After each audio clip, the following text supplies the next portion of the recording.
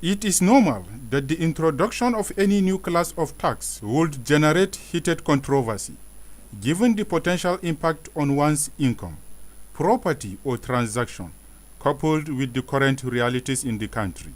The present intention of tax hike on luxury goods is to improve revenue generation, given the crash in crude oil price and its sustained slump, a situation that has left the country in a desperate search for alternative sources of income for growth and development. Luxury tax is a tax placed on expensive and non-essential goods such as private jet, champagne, jewelries, expensive cars, among others. It will go a long way in improving our revenue base. It will even open up more revenue sources, and by so doing, now the deficit in our budget will drastically reduce. It will go a long way in even making Nigeria not to go again out and borrow.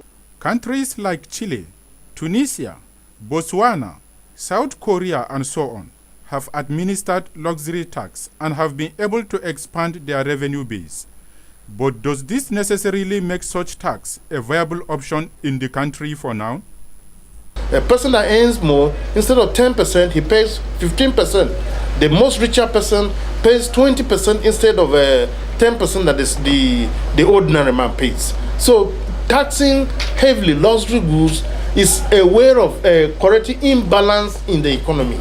According to an elder statesman, Joel Madaki, the tax policy would naturally reflect on the overall economic development agenda of government if properly managed. If you have a company that produces these luxury materials they are talking about, the tax must be equivalent to that. Tax is made to show that you are working and you are taking benefit from the land, and you also should pay something again for the upkeep of the land. He also tasked the tax managers on the need to always embark on feasibility study for better output. For now, whether rightly or wrongly, there is a feeling amongst the citizenry that they bear a higher tax burden than anticipated already. But however, they are wait to see if the proposed hike on luxury goods will see the light of the day. What federal government need to do is to look at those those services or goods that are really luxury, because let us not classify something that is basic as luxury.